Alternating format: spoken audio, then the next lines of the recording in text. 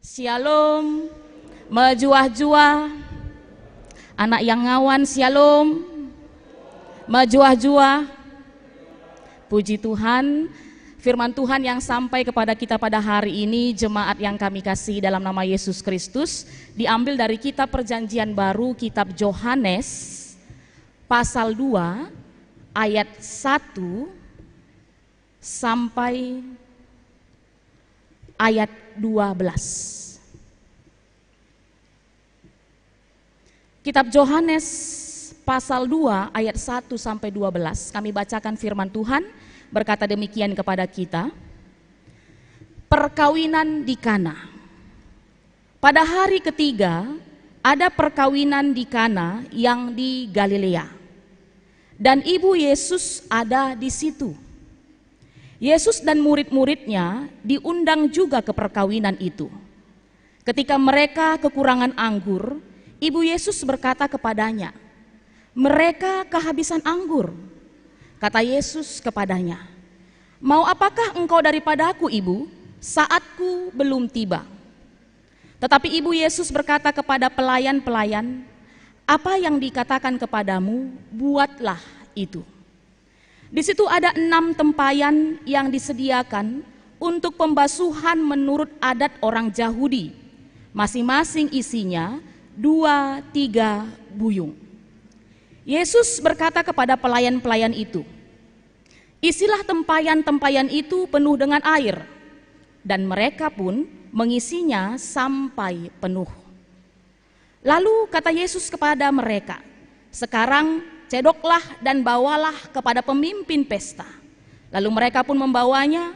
Setelah pemimpin pesta itu mengecap air yang telah menjadi anggur itu, dan ia tidak tahu dari mana datangnya, tetapi pelayan-pelayan yang mencedok air itu mengetahuinya, ia memanggil mempelai laki-laki dan berkata kepadanya, "Setiap orang menghidangkan anggur yang baik dahulu, dan sesudah orang puas minum, barulah yang kurang baik.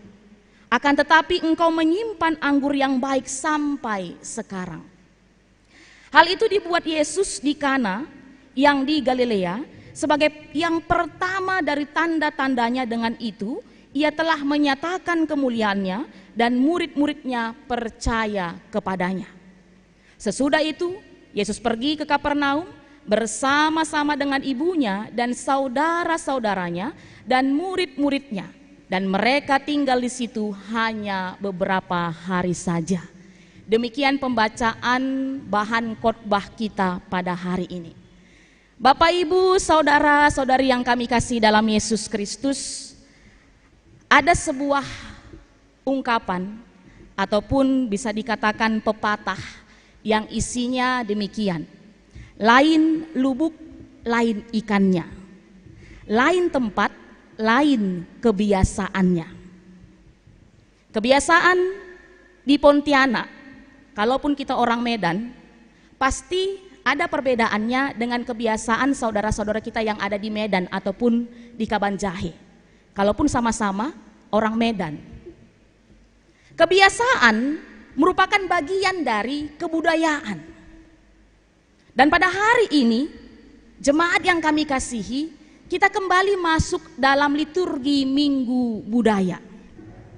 Seperti kita ketahui, bangsa negara kita, Indonesia, terdiri dari beribu-ribu suku bangsa, budaya yang berbeda-beda, beraneka ragam, sehingga akhirnya kita diikat dalam satu semboyan Bhinneka Tunggal Ika. Walaupun berbeda-beda tapi satu jua. Sehingga harapan, kalaupun kita berbeda-beda dalam suku, dalam budaya, tapi lewat semboyan, lewat ideologi kita, bangsa negara kita Pancasila, kita boleh tetap direkatkan dalam persatuan. Hari ini kita khusus pasti bicara tentang kebudayaan kita, Kalak Karo, karena kita GBKP, yang mana kepanjangannya adalah Gereja Batak Karo Protestan. Minggu kemarin, kalau kita ingat, kita juga sudah dihantarkan masuk dalam Minggu Budaya pertama. Lalu minggu ini kembali lagi kita masuk, dihantarkan dalam liturgi Minggu Budaya kedua. Bayangkan Bapak Ibu saudara-saudara yang terkasih dalam Yesus Kristus, biasanya kalau liturgi kita itu sekali lewat, kan begitu. Tapi khusus untuk Minggu Budaya 2 kali dilakukan. 2 minggu berturut-turut disampaikan. Apa yang mau kita lihat dari sini? Kalau pesan itu biasanya berulang-ulang disampaikan, berarti pesan itu mengandung hal yang penting, kan begitu. Kalau cuma sekali aja kan berarti biasa, kan begitu. Tapi kalau diulangi lagi, berarti pesan itu penting. Penting buat kehidupan kita. Penting untuk kita pakaikan dalam kehidupan kita. Dan selaku orang yang beriman, dan selaku kita berlatar belakangkan budaya Karo, suku Karo, budaya itu penting bagi kehidupan kita. Makanya seperti tadi awal kami sampaikan, kita adalah gereja kesukuan GBKP, salah satu yang ada di Indonesia ini. Supaya ini anak-anak calon-calon permata tahu kan gitu ya, tentang siapa dia. Dia tahu siapa dia. Ketika dia nanti dikukuhkan, diteguhkan menjadi anggota ngawan GBKP, dia tahu siapa dia. Bahwa saya adalah bagian dari kebudayaan orang Karo, keluarga Karo, suku Karo. Makanya secara pribadi kami sangat bersyukur ketika anak-anak KAKR, anak remaja yang akan dingawankan dan dibaptis dewasa pada hari ini, boleh berada kita melakukannya dalam liturgi Minggu Budaya. Kenapa? Karena seperti kita ketahui, kemajuan zaman, kecanggihan ilmu pengetahuan dan teknologi kadang menyebabkan generasi milenial ini sudah masa bodoh dengan identitas dia. Dia dari suku apa, dia ini orang apa. Makanya pendeta sangat bersyukur pada hari ini anak-anak kami semuanya ngawan pada Minggu Liturgi Budaya ini. Harapan seumur hidup akan kami ingat ini. Seumur hidup akan kami bawa terus ini. Itu harapan. Dan juga menjadi pesan bagi kita orang tua. Begitu pentingnya ternyata budaya dalam kehidupan kita. Dan kenapa begitu penting jemaat yang kami kasih dalam Yesus Kristus? Kalau kita belajar dari teks khotbah kita pada hari ini, dari kitab Yohanes 4 ayat 1 sampai 12 yang sudah kita baca tadi, ini merupakan kisah yang sudah cukup biasa. Situhuna adi lape ulihi kami ngongang kandu me bagenga. Lape gedang ban kami khotbah bas mimbar renda situhuna ngong datnu. Sebab mulai dari KKR ya. Di KKR ini sering kan tentang perumpamaan perjamuan perkawinan di Kana, tentang mujizat pertama yang Yesus lakukan dalam masa pelayanannya. Udah biasa pendeta rasa. Tapi hari ini kembali firman Tuhan ini mau disampaikan kepada kita, mau mengingatkan kepada kita, ternyata Yesus kita, Tuhan kita, Juru Selamat kita itu juga sangat menghargai budaya. Yesus terlibat dalam kehidupan berbudaya manusia. Ketika dia sudah selesai melakukan pemilihan akan 12 murid-muridnya, kalau kita lihat pasal sebelumnya, dan Alkitab mencatat tadi, ya kan? Ini merupakan mujizat pertama yang Yesus lakukan dalam kehidupannya. Ketika Yesus memulai pelayanannya, yang kita lihat, dia terlibat dalam kebudayaan manusia. Yang mana pada saat itu, kalau kita lihat tadi di ayat pertama pasal 2, kitab Yohanes, pada hari ketiga ada perkawinan di Kana yang di Galilea. Pada hari yang ketiga, di orang Yahudi itu paling tidak 7 hari melakukan pesta kalau ada perkawinan biasanya. Jadi bisa kita lihat ini hari yang ketiga setelah pesta itu. Ini hari yang ketiga. Dan dalam pesta itu Alkitab menyaksikan bahwa Ibu Yesus ada di situ. Lalu lanjut ayat 2 katakan, Yesus dan murid-muridnya diundang juga ke perkawinan itu. Dengan kata lain, ibu Yesus, Yesus dan murid-muridnya ada pada saat itu ketika diundang. Ketika diundang dalam acara perkawinan. Dari situ kita bisa melihat betapa Yesus menghargai undangan orang. Bisa jadi kan Yesus pada saat itu sedang memulai kan gitu. Sedang memulai pelayanannya. Pasti ketika dia baru memulai pelayanan biasanya orangnya sibuk biasanya. Tapi bisa kita lihat Yesus bagaimana boleh mengaturkan waktunya, boleh hadir pada saat itu dalam undangan yang diberikan kepada dia. Itu menjadi catatan pertama buat kita, pelajaran pertama buat kita. Yesus menyempatkan dirinya ketika menerima undangan oleh sang pemilik pesta kepada dia. Itu dicatat ya anak-anak ya. Ketika ada yang mengundang, contoh Yesus, dia coba atur waktunya, dia datang. Kan gitu. Lalu ternyata ketika Yesus, murid-murid dan ibu Yesus berada di pesta itu ada satu kejadian. Kejadiannya apa?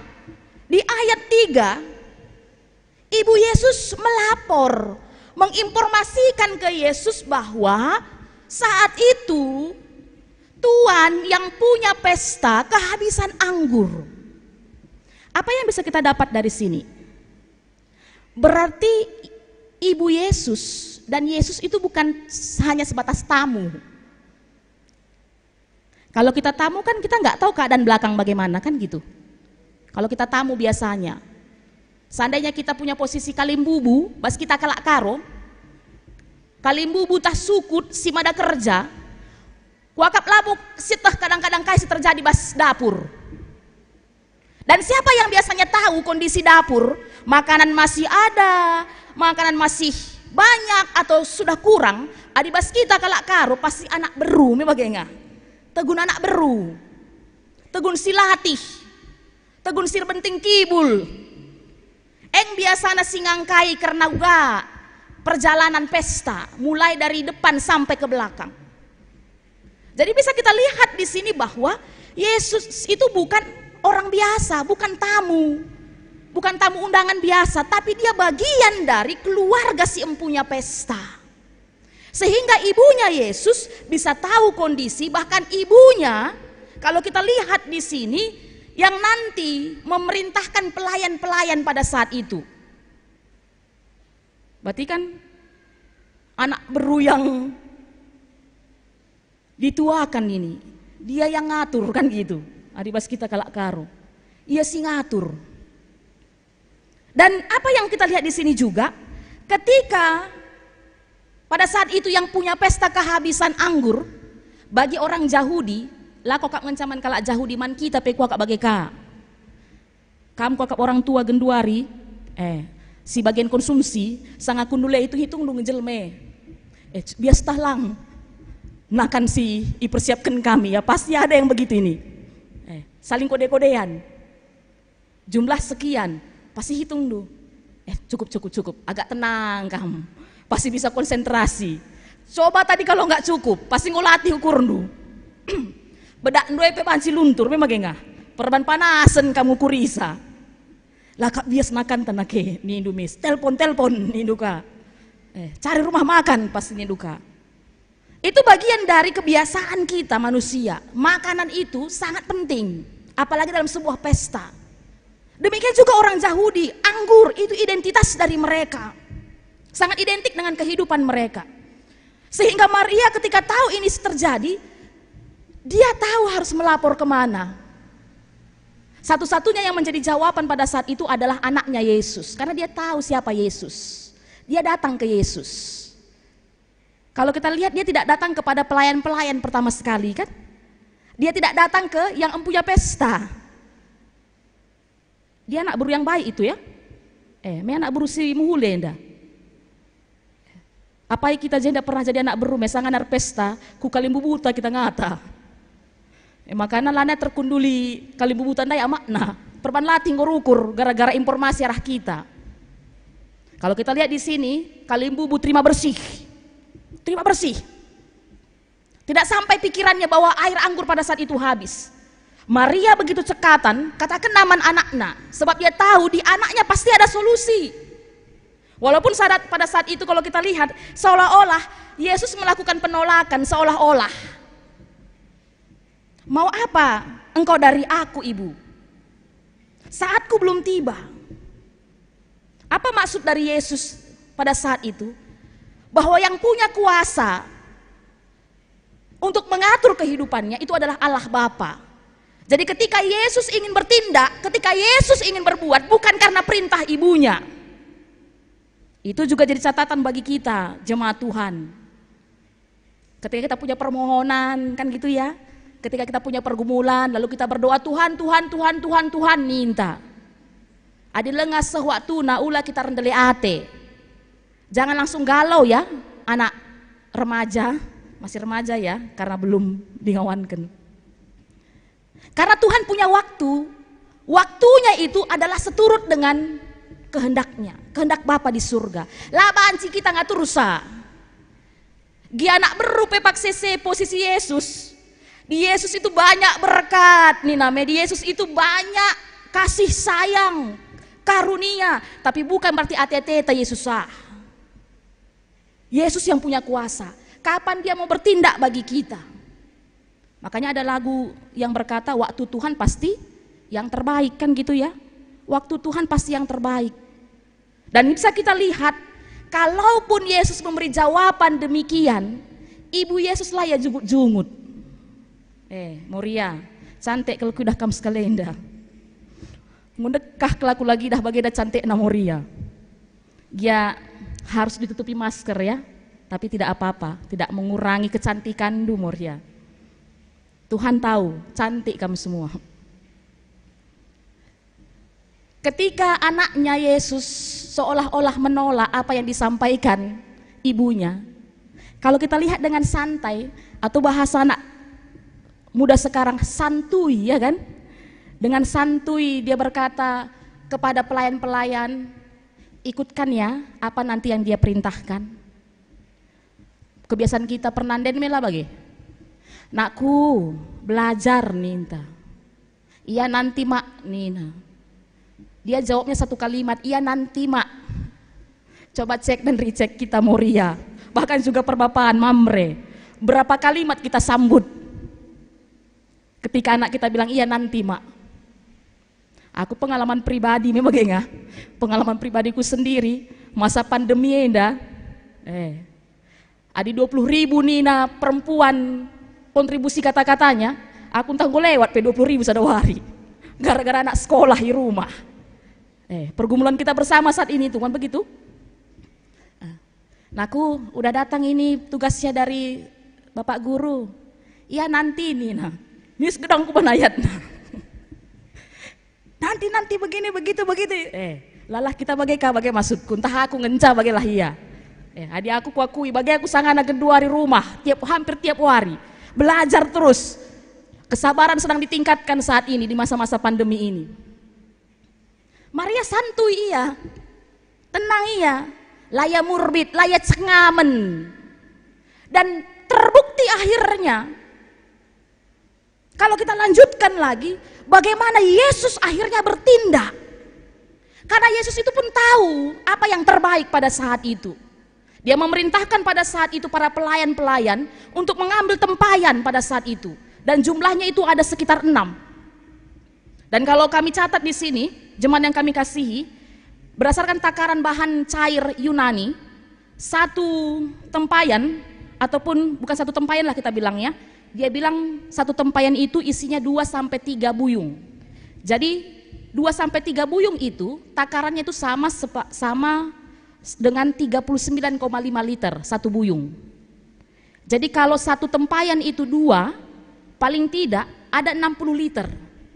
Bisa kita bayangkan banyaknya ya. Kalau satu tempayan itu ada 2 buyung, paling tidak satu tempayan itu ada 60 liter air yang disuruh dimasukkan. Lalu kalau 3 buyung, berarti itu sekitar 120 liter. Bagaimana maksud kami ngata kenca tempayan itu?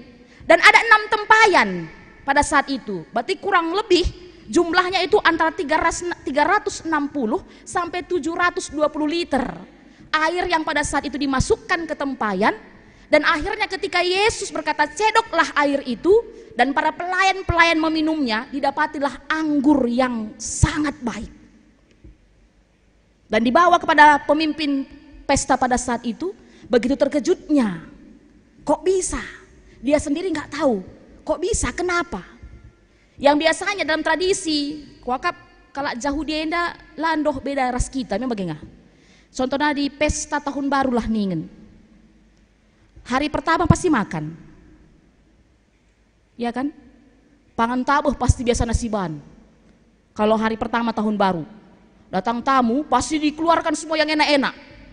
Hari kedua masih ada makanan enak, tapi udah jarang makan. Kecuali tamu-tamu penting. Itu kayaknya tradisi kebiasaan kita manusia yang nggak berbeda orang Indonesia dengan orang Yahudi. Sehingga pemimpin pesta ini berkata, biasanya yang pertama-tama itu yang baik, tapi engkau sampai hari yang ketiga ini pun masih baik, anggurnya masih enak. Itu luar biasanya ketika Yesus bertindak, ketika Yesus berbuat dalam kehidupan kita. Selain tentang budaya, itu juga mau disampaikan kepada kita pada hari ini. Bayangkan ketika Yesus tidak ada pada saat itu di pesta itu, apa yang terjadi? Pasti yang empunya pesta mengalami malu luar biasa. Masih hari ketiga anggur sudah habis. Yang biasanya di orang Yahudi ada 7 hari pesta. Berarti kan yang punya pesta kurang persiapan, kan begitu? Itu satu pasti yang kita lihat, dia kurang persiapan. Pasti yang punya pesta mengalami malu. Akan digunjingkan orang, akan dicakapkan orang. Tapi dengan kehadiran Yesus pada saat itu, dengan Yesus bertindak, justru apa yang terjadi? Orang-orang memuji si empunya pesta.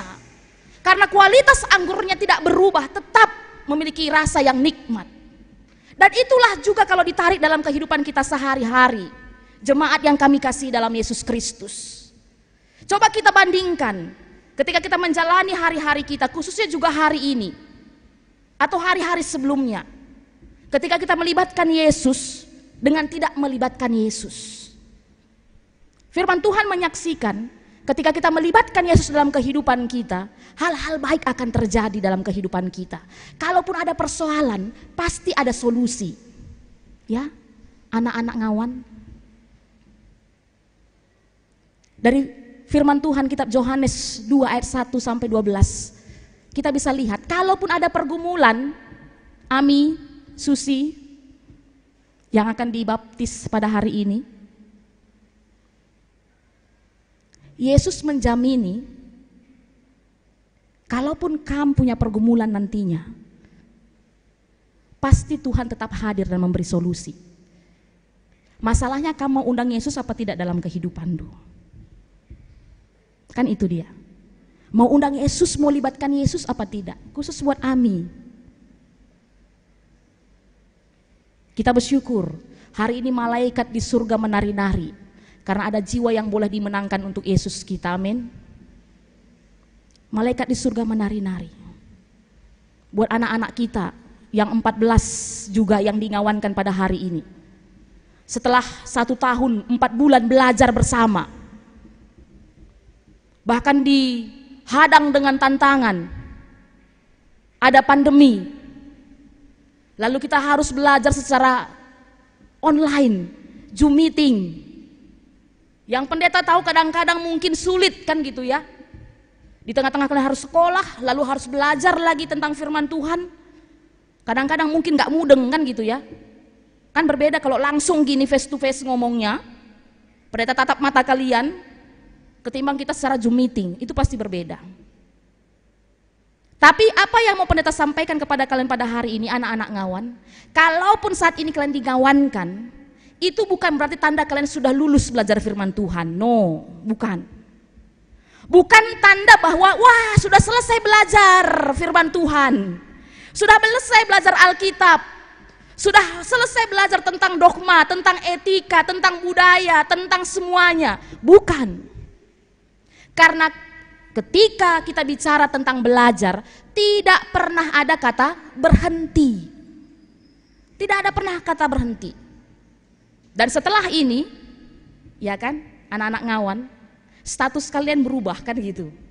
Hari Kamis kemarin juga pendeta sudah banyak sampaikan lewat khotbah persikapan kepada kalian.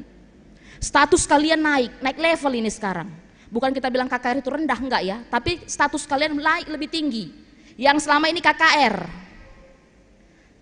yang selama ini kalau di KKR, di remaja pun masih sering pendeta dengar itu, anak-anak suaranya, ya enggak? Remaja dengarkan guru KKR-nya. Wah, ada Kak Rumila di sana, senyum-senyum pasti dia. Kan gitu biasanya ya, kalau KKR. Nanti di Permata nggak akan ada lagi yang seperti itu. Noel, suaranya itu nggak ada lagi Noel. Nggak ada lagi Noel. HP-nya Noel, itu nggak ada lagi nanti Noel. Randy, Sain, Kevin, Dairo, Fanny, Roland, Abi, Esra, Cia, Venia, Dela Nela, Dearma, itu nggak ada lagi. Permata berarti dengan kata lain sudah dianggap dewasa. Dan biasanya orang dewasa itu bedanya dengan anak bayi, soal makan saja nggak lagi disuapi. Dia sudah makan sendiri. Dia dianggap sudah mampu untuk mengendalikan dirinya. Itu kalau sudah dewasa. Ditambah lagi dewasanya itu berada di permata. Gitu ya. Dewasanya itu di permata. Berarti dengan kata lain, ibarat permata. Permata itu biasanya bagaimana anak remaja? Permata itu biasanya bercahaya, indah gitu ya permata ya. Ndirlap iya. Dan harganya pun mahal. Jaga status itu di kalian. Kalian setelah ini, setelah pendeta ngawankan di dalam nama Yesus Kristus, kalian menjadi status permata. Jaga status itu. Libatkan selalu Yesus dalam kehidupan kalian. Dalam salah satu yang membuat kalian menjadi mahal adalah dengan tetap menghargai budaya, status sebagai orang karo. Ada nama kita, ada marga kita. Itu kan bikin bergening kita naik itu. Marga beru itu jangan malu ditaruh, itu bikin harga kita naik itu. Oh, orang karo ya, orang Medan, langsung tahu orang siapa kita. Coba kalau tadi misalnya Esra, bingung orang kan, nanya lagi orang, suku apa mbak, pasti gitu. Tapi kalau dia lihat Esra BR Barus, pasti langsung begini kata orang, kalau laki-laki, tinggal mana itu?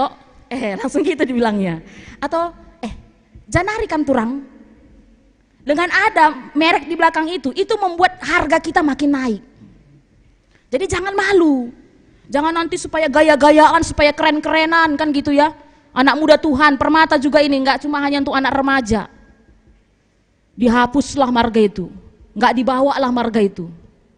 Dilupakanlah. Firman Tuhan pada hari ini mengingatkan kita begitu pentingnya budaya dalam kehidupan kita. Tapi harus kita garis bawahi. Ketika Yesus datang terlibat dalam perjamuan perkawinan di Kana, dia datang menerangi, membenahi apa yang tidak baik, apa yang kurang, memperlengkapi apa yang kurang pada saat itu. Demikian juga sesungguhnya di tengah-tengah kehidupan kita selaku kalak karo PBGK. Makanya kita sering dengar bagaimana pandangan Kristen terhadap budaya. Richard Niebuhr sering kita dengar bahwa Kristus menerangi budaya. Bukan budaya yang menerangi Kristus, menerangi gereja, bukan. Atau sejajar, bukan. Tapi Kristus menerangi budaya. Dan terbukti jemaat yang kami kasih dalam Yesus Kristus, kalau kita mau jujur dan mau lebih teliti lagi, pandemi ini juga salah satu pemurnian kehidupan kita manusia. Nai adi tanah Karoah Mungkin banyak jemaat kita sekarang ini dari Tanah Karo juga menyaksikan live streaming kita ini. Baca tiap hari pesta, memang bagaimana? Kerja-kerja. Lanai lit waktu pekesahkan kadang-kadang. Sadawarin, memang bagaimana? Sadawarin. Tempat-tempat lanai lit dahin sedeban. Dulu komplain kita kalau tidak ada, memang bagaimana? Langasah nih entah. Pandemi menghantam kita, menyadarkan kita. Me baru-baru ini dengar Kang di kerja-kerja. Me baru-baru. 5 bulan sebelumnya kan tidak ada. Tutup. Jadi pandemi mengajari kita untuk coba menata ulang lagi. Me bagaimana? Tidak hanya masalah kesehatan. Yang new normal itu tidak hanya kesehatan. Bahkan gereja harus berada dalam adaptasi kebiasaan baru. Pendidikan karena lini kehidupan, aras kehidupan sampai kebudayaan kita manusia. Dulu nggak sopan kalau nggak salaman. Memang dulu nggak sopan kalau nggak salaman. Adi gendor ninta. Ninta. Bagai saja ya ninta. Padahal itu juga dulu bagian dari kebudayaan kita manusia. Tapi pandemi mengajarkan kita untuk menata ulang. Apa yang harus kita lakukan saat ini? Termasuk kebudayaan kita Kalak Karo. Adik kita Kalak Karo jambur, ingan pulung, teremin, demin, pesta. Mulai jam 8, ku jam 8 berngina ka, lo masalah, tapi sekarang itu kan tidak bisa. Pemerintah menganjurkan kalaupun ada kumpulan-kumpulan kerumunan orang ramai, simlauna sada jam nina. Memang genduari. Sindekana sada jam kalau ada pesta-pesta kerumunan nina. Harus cermat. Jadi tidak hanya pemerintah, tidak hanya orang kesehatan yang saat ini harus bergumul, para tua-tua adat harus bergumul, harus terbeban. Ugasiban konsepna, gelah kebudayaan tetap lestari, tetap ada, tapi kesehatan tapi terjaga. Memang bagaimana? Harus sudah sampai ke situ sekarang cara berpikir kita. Tidak lagi boleh ternanti-nanti. Siapa yang tahu? Nantilah ninta. Ngolit kari vaksin bulan sadenda, entah nggo kari normal. Lanai kalak nggit. Nggosor sakala rumah. Memang bagaimana? Ngombiar kalak darat. Sebab nina kunelit pi vaksin itu kan ada batasan umur. Mela mungkin ngopi 70 tahun dan kuda atas vaksin. Bagai-bagai melahia informasi sedatkan kami. Kan ada batasan umur. Sehingga kan harus dipikirkan lagi ini kita orang-orang Karo. Bagaimana mengkonsep kan begitu. Supaya budaya tidak hilang, budaya tetap lestari, tapi kehidupan tetap berjalan dengan baik. Tapi itu semua juga pada saat ini diberikan tanggung jawab buat kalian anak-anak muda. Jangan ada putus generasi. Cintai GBKP. Kemarin di KKR biasa pakai bahasa Indonesia. Di Permata nanti mari biasakan berbahasa Karo. Ini pendeta aja tekan-tekan ini supaya jangan banyak kali keluar bahasa Karonya kan gitu kan. Karena kita ibadah bahasa Indonesia memang pada hari ini. Salah satu cara kami nanti ini paling sederhana anak-anak muda kami. Paling sederhana nanti cara kami melestarikan budaya Karo dengan berbahasa Karo. Sebab bahasa itu menunjukkan identitas. Bahasa itu menunjukkan identitas. Susi dan Ami pun tidak salah belajar bahasa Karo kan. Semakin banyak tahu bahasa kan semakin bagus. Salah satu cara melestarikan belajar bahasa Karo. Bilang sama mama bapak rumah, kalau bahasa Indonesia dia, mak bahasa Karo kita bilang, ya. Bahasa Karo kita mak pak ningen. Aku mau belajar bahasa Karo, aku mau tahu bahasa Karo. Dulu kalau di Permata Palembang, kami dengar informasi, di Permata pengurus, kalau nggak bahasa Karo denda. Motivasinya supaya berbahasa Karo begitu ya, bukan uangnya. Tapi motivasinya supaya dia ingat terus untuk berbahasa Karo. Itu satu. Cara berpakaian. Cara berpakaian. Kalau selama ini nanti anak-anak remaja bisa kan, mau celana pendek, suka-suka ke KKR kan, PA-nya kan. Nanti kalau udah Permata, yang perempuan itu namanya udah singuda-nguda. laki-laki anak perana, pakai kampuh, pakai sarung. Kemanapun bawa sarungnya ya, kemanapun bawa sarungnya, itu juga bagian dari budaya. Bahwa kita orang Karo itu sopan santunnya tinggi sekali, tata keramanya bagus sekali sebenarnya. Jumpa sama orang tua, adi sanga hari Rabu PJJ, kudat sada informasi pemindon arah kam orang tua, sah-sah lah kam ngerana anak kunina. Maksudnya anak-anak muda, permata dan juga calon-calon permata, sah-sah kam ngerana. Kalau mama kin mama, kalau mami kin mami, kalau bapak kin bapak. Menjuah-juah pak, udah makan kam nakku, jangan udah nindu. Kalau mama makin kengam jumpai, udah ma, udah mami, udah kila.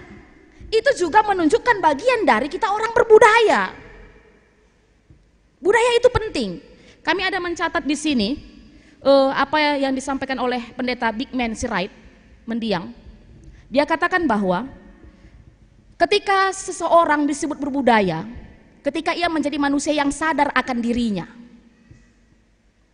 Seseorang disebut berbudaya bukan hanya sebatas mereknya, bukan hanya sebatas marganya atau berunya, tapi ketika dia betul-betul sadar siapa dirinya. Kesadarannya itu akan membawa dia menjadi pribadi yang baik, tidak menjadi batu sandungan bagi orang lain. Itu sebenarnya manusia yang berbudaya dikatakan. Dan akhirnya orang berbudaya itu juga menghantarkan kehidupannya menjadi pribadi-pribadi yang takut akan Tuhan. Karena orang yang berbudaya ini kan tahu sopan santun kan, tahu baik yang benar, dia tahu mana yang jahat. Sehingga akhirnya menghantarkan dia menjadi orang-orang yang takut akan Tuhan.